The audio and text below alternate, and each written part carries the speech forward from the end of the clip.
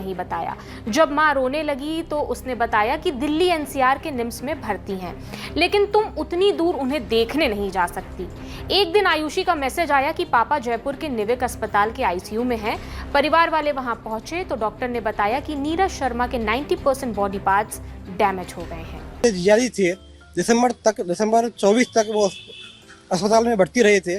भर्ती होने के बाद में उनको प्राइवेट जगह पे बलराम और आयुषी मेरी भांजी ने रखा था और उसके बारे में किसी भी व्यक्ति को जानकारी नहीं दी थी। 9 अप्रैल 2025 को जरिए मैसेज के द्वारा मुझे पता लगा। Hi friend, welcome to daily blog. तो दोस्तों, अभी जो जयपुर में घटना हुई बहुत ही दुखदाई, रिश्ते को तार तार कर देने वाली घटना कह सकते हैं इसको। जो आप सोचिए, एक छोटी सी नौकरी के लिए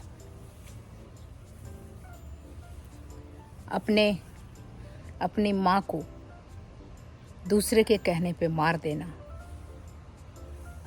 या मरवा देना,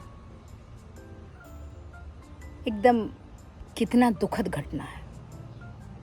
ये घटना जहाँ हुई, हम लोग अभी 2 साल पहले वहीं पर सांगानेर में मैं रहती थी।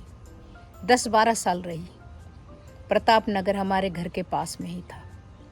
2025 में उसके पिता विजय शर्मा की मौत हुई थी। दावा किया जा रहा है कि ये नेचुरल डेथ नहीं थी, बल्कि इसमें आयुषी का हाथ था। आज तक से जुड़े शरद कुमार की रिपोर्ट के मुताबिक आयुषी की मामा जो हैं राकेश शर्मा ने ये आरोप लगाया। उन्होंने बताया कि पिछले साल आयुषी के पिता विजय बीमार थे, उनका इलाज चल रहा था। ठीक होकर घर लौट आयुषी ने कहा कि वो उन्हें पूरी तरह से ठीक करने के लिए किसी डॉक्टर से बात करके आई है। तब चचेरा भाई बलराम घर पर साथ रहता था। वो बलराम के साथ उन्हें जबरदस्ती घर से ले बिल्कुल पास में, और ये एयरपोर्ट जो था हमारे घर के पास था। हम लोग मॉर्निंग वॉक करते थे उस रोड पे, स्ट्रीट पे। तो बहुत दिल दहलाने वाली घटना है। बेचारी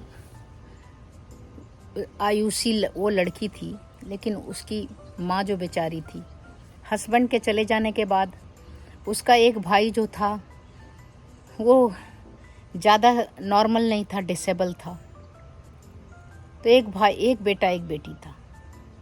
तो सबके कहने पे या उसके ननिहाल में मामा नाना ने कहा कि आज लड़की का नौकरी लगाओगे उसके फादर के जगह पर, क्योंकि आयुषी जो है, जो इस घटना को अंजाम दी है, उसके पिताजी का डेथ हो गया। उसके जगह पे अनुकंपा में नौकरी, जॉब लेनी थी। तो सबके कहने पे उसकी माँ ने अपने मायके वाले या अपने भी 25 को जरिए मैसेज के द्वारा मुझे पता लगा, जो मेरी भांजी ने भेजा था। तब मैं जाके हॉस्पिटल में मिला, डॉक्टर से संपर्क किया। तो डॉक्टर से पूछा मैं क्या वर्तमान में क्या पोजीशन। तो उन्होंने कहा कि भाई अभी तो देखो होप देना मुश्किल है आपके लिए। 90% आपके जियाजी का दोनों फेफड़ों में पानी भरा हुआ है।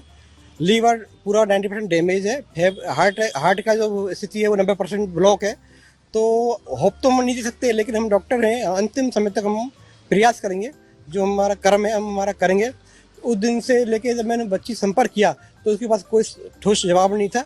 तो 3 महीने के की माँ ने अपने मायके वाले या अपने भी सोच के कि आज के लड़की है, लड़की पराई हो जाएगी, शादी हो जाएगा, दूसरे घर चली जाएगी। एक छोटा भाई है, डिसेबल है, उसको देखने के लिए तो उसको पैसा चाहिए, क्योंकि उसका पिताजी रहा नहीं। तो इसके लिए वो खुद जॉब पकड़ लिया।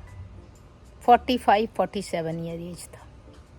23 साल की थी। LLB फाइनल ईयर की स्टूडेंट थी आयुषी। उसको उसके भाई, चाचा का लड़का बिरबल करके है, और भी कौन कौन क्या क्या समझाया, या खुद के दिमाग की ये घटिया उपज, जिसके कारण उसने अपनी माँ को मार डाला नौकरी के लिए।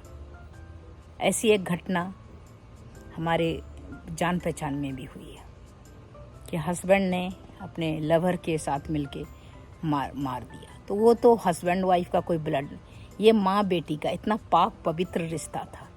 उसके पास कोई ठोस जवाब नहीं था।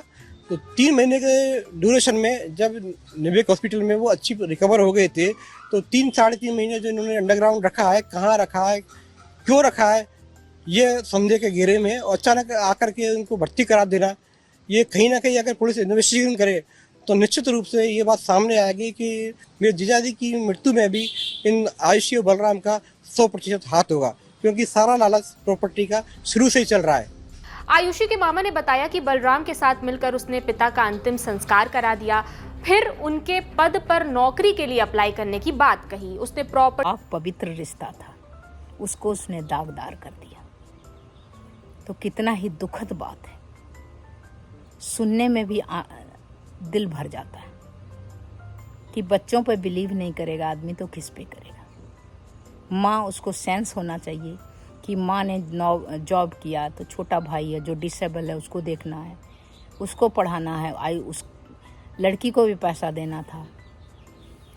तो किसके बहकावे में या खुद के दिमाग का फितूर था, उसने इतना बड़ा घटना को अंजाम दे दिया।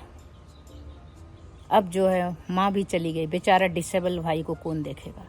ये भी जेल में सलाखों में रहेगी, फांसी होगा कि उम्र कैद होगा। तो ये सोच दुर्घटना, ये अंजाम देने, ये गलत काम करने से पहले 50 बार किसी भी बच्चों को, किसी भी आदमी को सोचना चाहिए कि इसके बाद क्या होगा। जो मुख्य आरोपी है उसकी भी तलाश जारी है और जल्द ही उसको गिरफ्तार कर लिया जाएगा। ये क्या परिवाद है, किस चीज की शिकायत? जो मुख्य आरोपी है उसके संबंध में जो बलराम आरोपी है उसकी गिरफ्तारी के संबंध में परिवाद आया है। नहीं, ये कह रहे हैं कि उसकी पिता की जो मौत हुई उसकी भी जांच कराई जाए। उसके संबंध में परिवाद में जो भी बिंदु हैं वो सक्षम अधिकारी से जांच करवा ली जाएगी।